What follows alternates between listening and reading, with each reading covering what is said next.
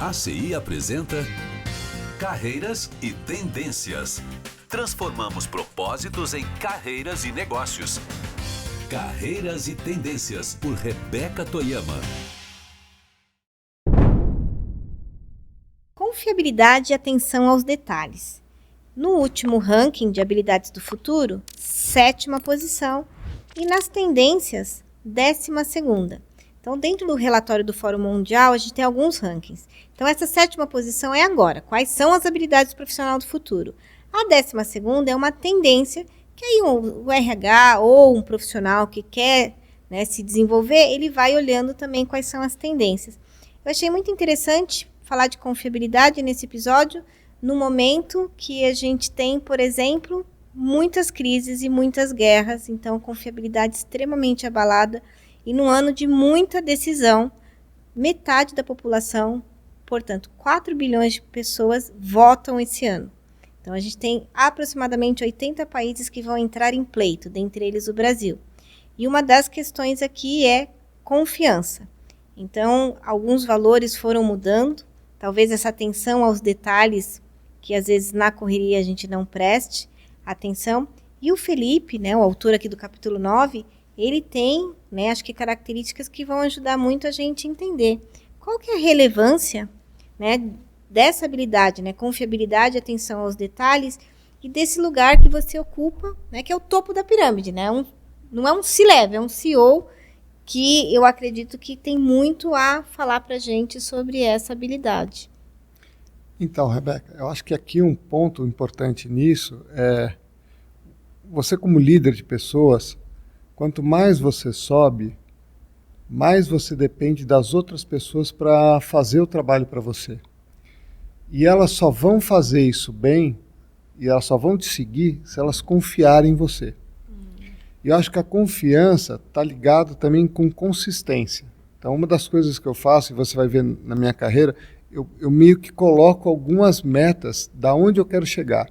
É mais uma bússola, é um rumo. Não quer dizer que eu vou seguir uma receita de bolo exatamente como está, mas eu tenho no que eu quero fazer um bolo de cenoura, tá? Então, a ordem que eu vou fazer o negócio pode mudar ao longo do tempo, mas eu sei aonde eu quero chegar. E você comunicando e tendo consistência nessa comunicação, as pessoas começam a confiar em você. Junto com isso, eu acho que também tem muito do exemplo que você dá. E isso é uma coisa que hoje é muito carente, até quando a gente olha um pouco do que acontece na nossa política, nos exemplos que a gente tem, o Brasil carece muito de exemplos que trazem esses valores hoje. Muitas vezes você vê as pessoas pregando uma coisa e fazendo uma coisa completamente diferente.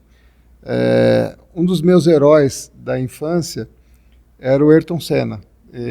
Até escrevi um texto no LinkedIn sobre o momento que eu vivi na época. Eu parei de ver a Fórmula 1 nos domingos, quando ele faleceu, eu nunca mais consegui ver. E às vezes, quando eu penso nele, eu me emociono muito. Era uma pessoa que era uma das minhas bússolas morais. Eu adorava a tenacidade que tinha, o comprometimento que ele tinha.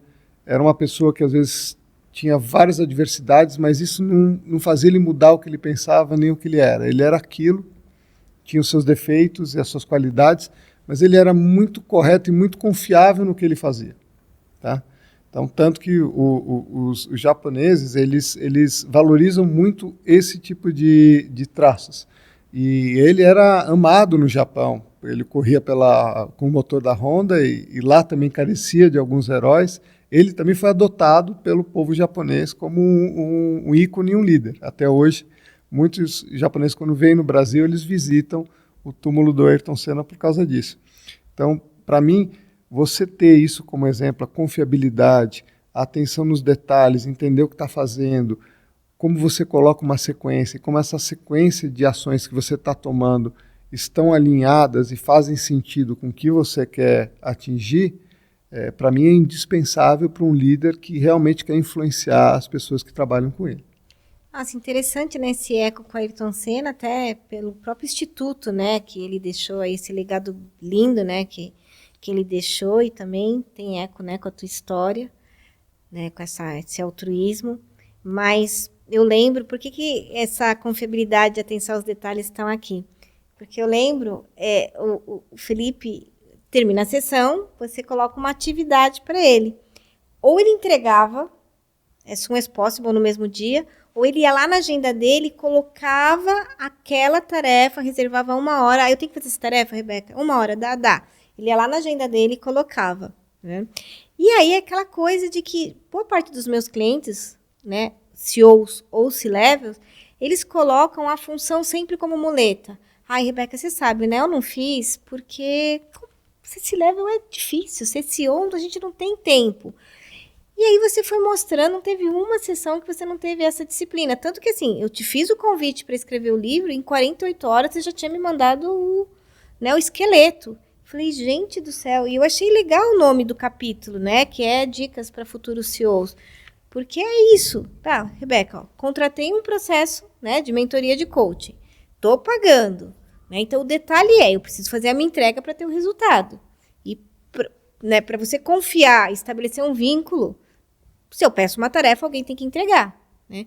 Então, por isso que eu falei, essa habilidade era perfeita. E puxão de orelha para todos os C-Levels e CEOs que usam a agenda lotada para não entregar, né, os compromissos. E não é comigo, é com a vida. Né? E aí, eu lembro, né, outras surpresas também que eu achei muito interessante. Você tem muita dedicação por conta do seu cargo, mas você tem tempo, né, para filantropia, você tem tempo para a esposa, você tem tempo para os filhos e você tem vida social e faz esporte. Tá vendo por que tinha que colocar você atenção aos detalhes? Eu tenho um cliente que eu tô com eles há 5 anos para conseguir ele entender que ele tem que ter vida social, tem que ter atividade física, né? A esposa precisa de atenção, os filhos, etc. E que no fim, né, da conta, o que a gente faz como filantropia, terceiro setor, também é importante. E você traz todas essas características que para alguns é detalhe, mas para você não, faz parte. Né? Você está aí só rindo, né? Tô rindo aqui, né, e pensando que é muito isso. Acho que toda confiança é um elemento essencial para qualquer relação. Tanto relação, né, líder-liderado, qualquer relação social que a gente tenha, e relação também entre empresas e consumidores, né? E a confiança é algo que ela pode se perder de forma muito fácil. Né? Por isso que eu acho interessante essa casadinha, né? Confiança e atenção aos detalhes, porque uma falta de atenção aos detalhes pode acabar com uma relação de confiança. Né? E a gente vê isso nos... Ainda mais hoje, acho que o impacto da falta de uma atenção ao detalhe hoje causa erros catastróficos se a gente for levar ao impacto do uso de dados ou se a gente for... né, olhar para o impacto hoje que tem qualquer decisão. Vou dar alguns exemplos. Eu não sei se vocês lembram que, por exemplo, era uma pessoa que era social media e ela estava ali no carnaval e postou na rede social da empresa uma foto pessoal lá fazendo, né, auê no carnaval. E isso, né, tudo bem, depois eles trabalharam essa questão, né, internamente, fizeram até uma brincadeira com isso, mas é uma simples atenção de você estar numa correria tão grande, muitas informações a todo momento, que você não se atenta. Aí a pessoa foi postar e não viu que estava no perfil errado. Né? Outra questão que a gente vê, por exemplo, vários casos de investidores de Bitcoin que pagaram taxas absurdas por erros. Né, na hora de você colocar ali taxa, teve gente que já gastou 360 milhões em taxa porque digitou um número errado. Então, hoje em dia, eu acho que com a tecnologia do jeito que está e com o impacto que isso causa, né, de forma muito estratosférica, a atenção dos detalhes é cada vez mais importante. Né? Não só na execução, não só no detalhe de uma relação, de você chegar em casa e estar em casa, né, quanto na relação de trabalho, no seu trabalho. Né? O Felipe mesmo trabalha numa health tech. Você já imaginou se os dados de algum cliente for parar em outro? Né? Um laudo errado for cruzado? Então, eu acredito que essa é a importância, né, da atenção dos detalhes para manter a confiança em qualquer relação. E sabe que ouvindo vocês, a gente tem conduzido alguns casos de burnout. E aí é engraçado que do jeito que a gente olha, talvez a gente não pense desse outro lado.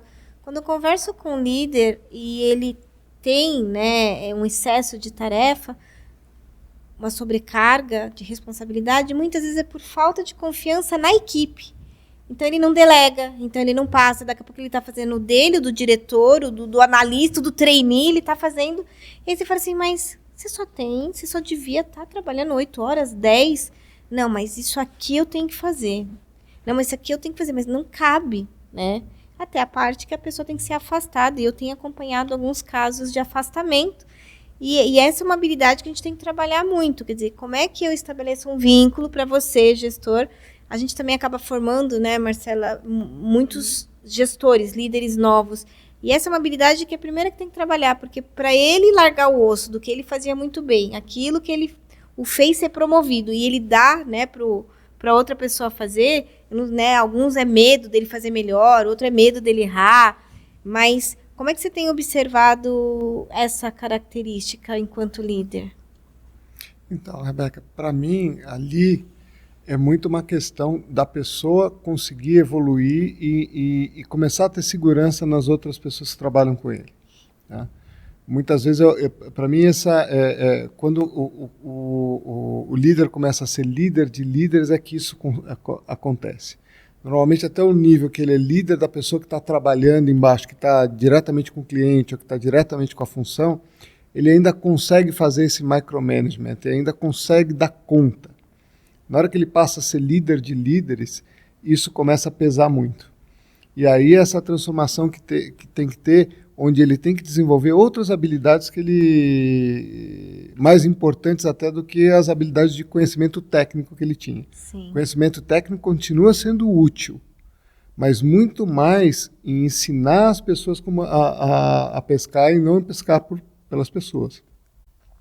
O que eu sinto é que quando você começa a ser um líder, você começa a ter que desenvolver habilidade de empatia para entender aquela pessoa, entender como ela é motivada. Os detalhes, né? Os detalhes. A confiança, como a gente falou. A pessoa tem que confiar em você para ela te seguir. Você tem que tentar entender como você motiva aquele time, como você tira barreiras para aquele time poder desenvolver. E assim você vai criando habilidades novas. Então eu brinco quando o cara vira líder de líderes e fala, esquece tudo que você aprendeu até aqui. Nós vamos começar do zero. Então o que você fazia até agora não serve mais. Agora nós vamos ter que te ensinar novas habilidades. Muito bom. Bom, e falando em ensinar, etc., vou aproveitar e fazer aqui o convite para as pessoas que quiserem aprender mais sobre habilidades, desenvolvimento de liderança. A gente tem uma comunidade no WhatsApp que chama Carreira Saudável.